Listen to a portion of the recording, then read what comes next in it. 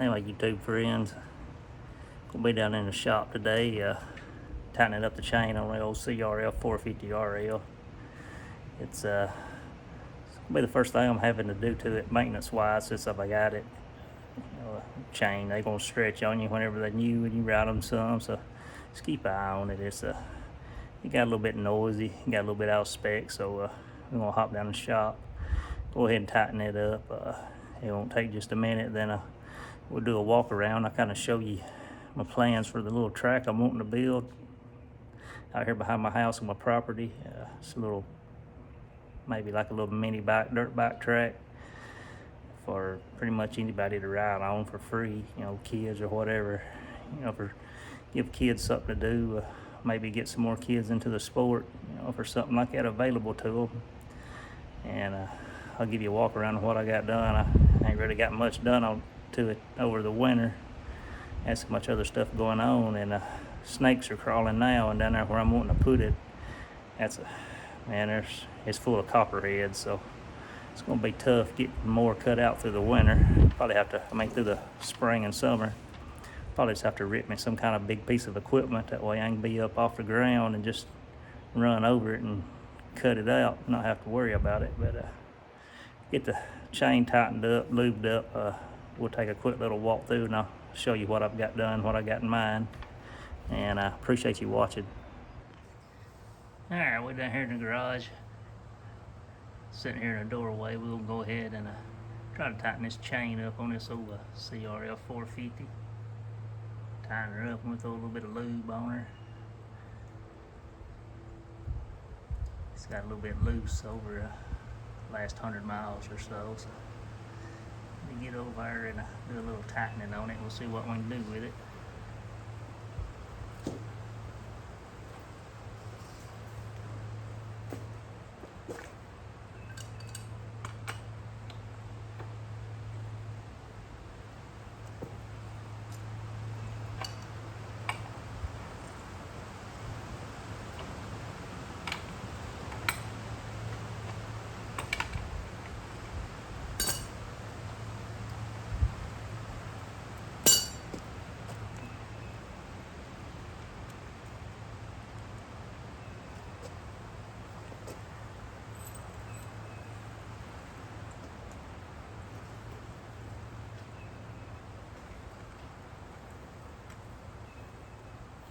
Try to clean it off here so I can see the hash sparks a little bit. That way, make sure we go back even.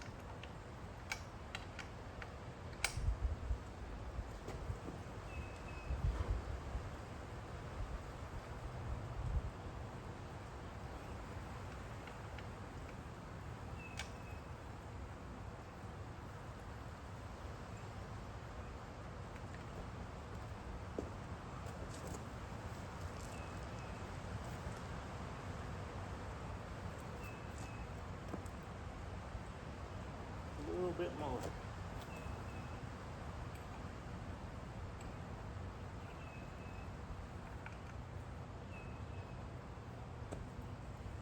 Alright, we're a little bit past the third hash mark in on both sides. Right there looks plenty tight. Go ahead, tight the lock nuts back up there.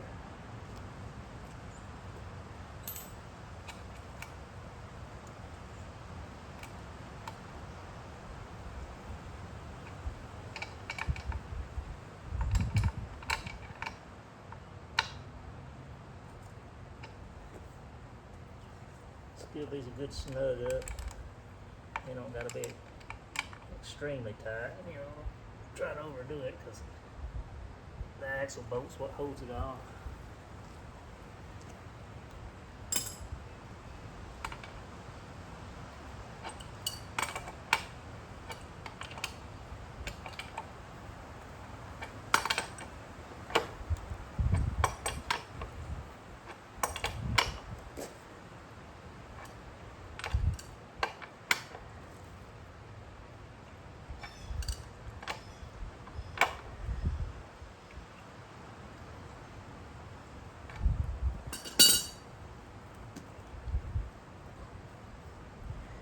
to go. About right where she needs to be.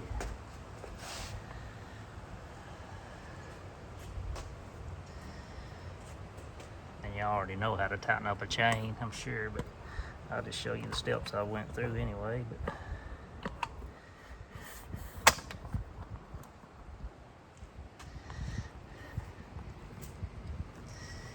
you know, all you gotta do is just loosen up the axle nut, loosen up both of those little jam nuts, both sides, and whenever you adjust it, you just screw that out. This is threaded here, so as you screw that out, it pushes the axle back, which tightens your chain up. But right here's your hash marks you got to keep up with, and make sure you make it the same on both sides. Said this in here was just a little bit before the third one on both sides. That way it keeps your wheel good and even. There's nothing to it. I gotta get me a socket for this. I thought I had one, but after looking, I just ended up using a good quality crescent wrench, which is fine as long as you got one that don't try to slip when you put pressure on it, because that thing is pretty tight.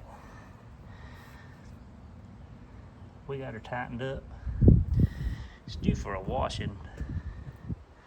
It's got dirty over the last 50 miles or so. So it's about 78 degrees today. Calling for some thunderstorms this evening, so I don't know if I'll be able to get around to it before it rains this evening, but we'll get some lube on this and pull the bike back up there to the house, and we'll do a walk around. I'll show you what kind of plans I got on my little dirt bike track I'm wanting to build and how far I've got. I ain't got real far, but we'll take a walk back through the woods and at least take a look at it anyway. Let me get some lube on this and I'll be right back. Alrighty, the wind's blowing. It's pretty gusty today, so you may hear a little bit of wind blowing over the camera mic. We'll make a little stroll. This is pretty much what I've got cleaned out so far. I'm building that house there. So this is property I bought over the last 2 years. I'm cleaning it up and building me a house on it as I'm staying here. So having to do everything little by little. You don't really have enough money to spread around to everything at once. You don't have enough time either. I'm gonna be mindful of snakes too, because they're already out crawling. I've already seen a couple. I know there's a lot of copperheads down in this area. Time you walk up on a copperhead, it's pretty much already too late. They don't give you no warning. They just bite.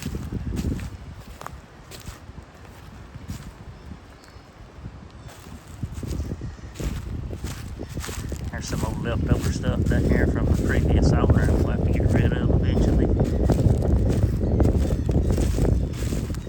And most of it's scrap metal, so it won't be hard to get rid of.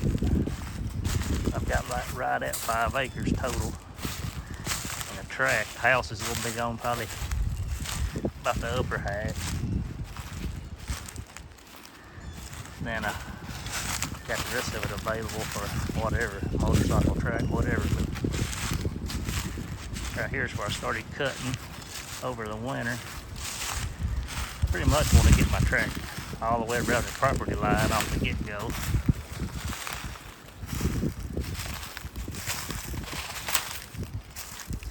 There's still even a lot of cleaning to do here where I've got it cut out. You know, there's old fence that we'll have to clean up. You know, nobody's been down in here probably 30 to 40 years cleaning up. I won't take my time. I'm looking because right here's a prime area for snakes to hang out since it started warming up. Just sitting out here sunning.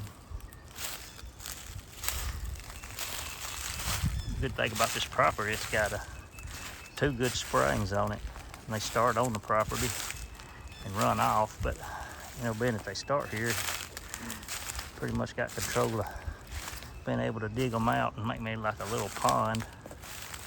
Have a good little place to hang out down here during the summer, keep cool.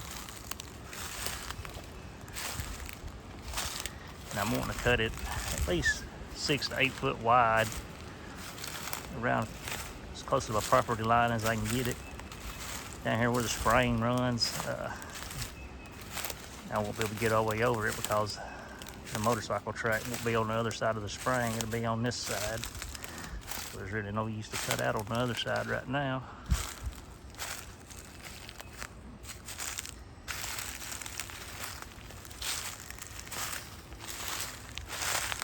But it's a nice wooded lot, so during the summer it'll have a good lot of shade down here when you're riding, so at least you won't be burning up.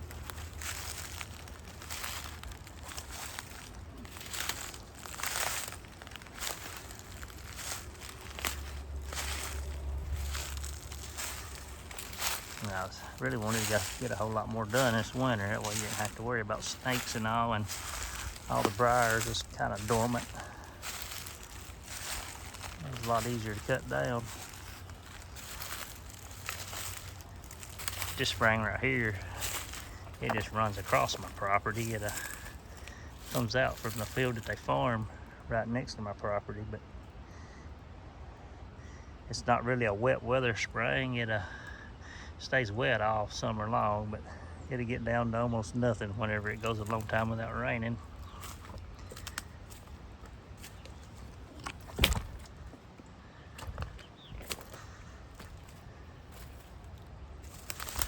But here's another one that it don't look like much now, and you can't really tell much about it, but right in the middle of all that greenage there's a spring that comes up.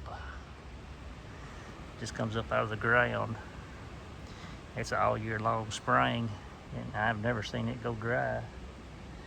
But it goes underground right there and runs back into that other spring somewhere on down on somebody else's property. But it'll be a good one to dig out.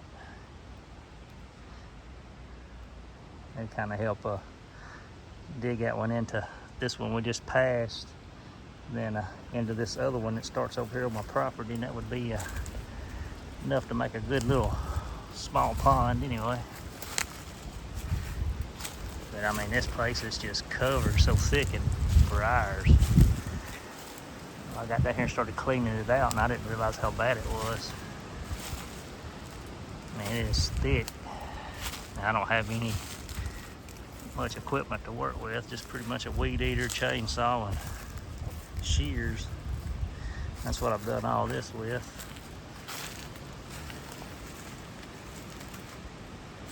This right here is as far as I got. Just look over on back in there how thick that is. There's a lot more than I expected. But there's the other spring that starts up a property. It's kind of hard to see, but it runs all year long too. Nice clean spring. And I don't even remember exactly where it starts at over there. Can't really get to it right now as it's so grown up. But that's gonna be the future track out in there. Like I said, I get enough money saved up to where I can rent. There's a place in town that rents out skid steers, and he's got like a big bush hog that goes on front of it that cut all the way up to like 2-inch saplings. Get enough money to rent it for a weekend, I can cut a track out in a weekend. And then once I get it cut out, I'll definitely ride it enough to break it in pretty quick.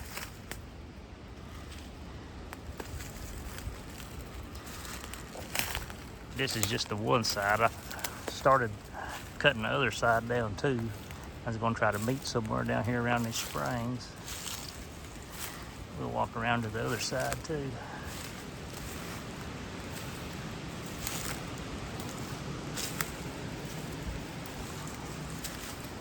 This is the area I grew up in. I just recently got to purchase it over the last couple of years.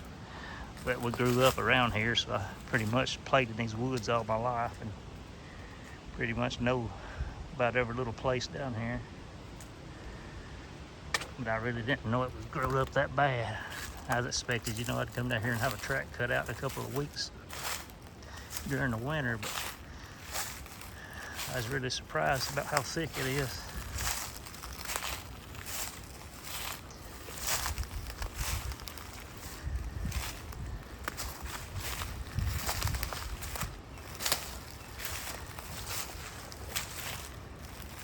This right here, it's don't show on camera, but it's a pretty good little incline right here.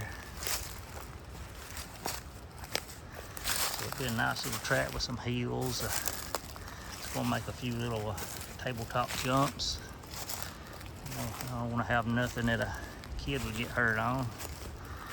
My aim is just, not really a motocross track, just more like pit bike focused. Little 110 CR80 two-stroke, something where an adult could get down here on something small like that and still have a good time, but not make it too difficult where the kids couldn't ride on it. Got a granddaughter that just absolutely loves to ride with me. She's not old enough to ride herself yet. But another thing about the CRF450, people complain about it, hard to ride, flames out or what have you, but I've been riding my granddaughter on mine for around through here, and it'll lug around 6 miles an hour. Just as long as you want to ride it without cutting up, going dead, stalling out, or anything.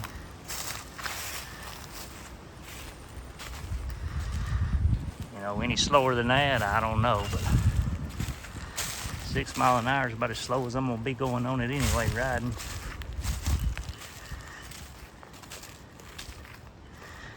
The other day I rode her a good 45 minutes out through here. Just weaving around these trees, 6 miles an hour or so, and never went dead the first time.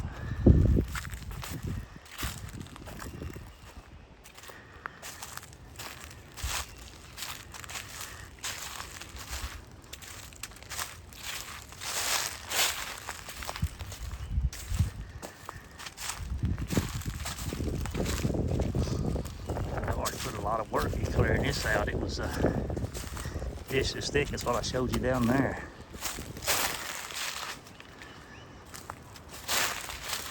Now I wanted to clear this part here out so I could have a yard.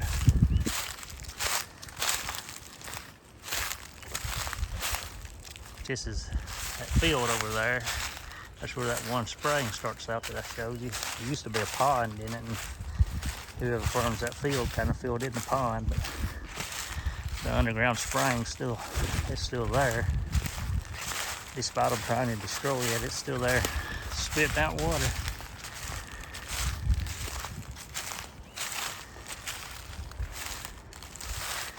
And I'm trying to work on down this side.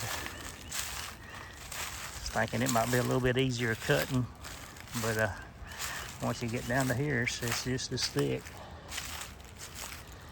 That's pretty much where I stopped at. You get a bush hog, little skid steer or something like that. It wouldn't take much to run on down through there and clear it out.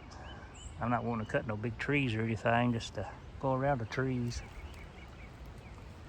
There's not a whole lot left. There's a tornado that come through the area probably 10, 12, 15 years ago that took out or broke off a lot of them trees back down in here. They was popular. So they was kind of easy to break, and they didn't fare too well. So they come down in here, and whoever had it back in logged out the ones that got broke off by the tornado. So I think that's what let all the light come into where all this other junk could grow up then, because it used to not never be that thick. That's going to be the future track. I'm itching to ride on it. Get out here and try to do a little bit of work each day, but it's just hard to get anything done without having the right kind of equipment for that, because it's just so much, so thick, and it's all briars.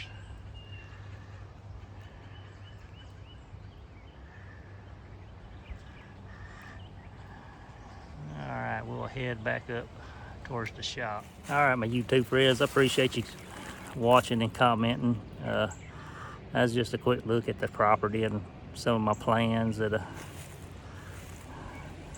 some of my dreams I got. It might be another year year and a half, 2 years before I ever get it all the way around to where even I can ride a bike all the way around my property. But you know, it's what I'm wanting to do, and it's coming. I mean, it's going to happen. And see, we got the chain tightened up on the bike, got it lubed, so we're good for the next ride. I think the next one will be continuing where we left off the other day, where I showed you, made that one turn to the right.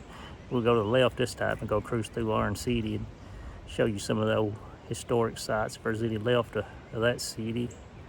You know, back in the day it was pretty big because it was had like a big iron smelting plant over there. Then they done a lot of iron ore mining there too.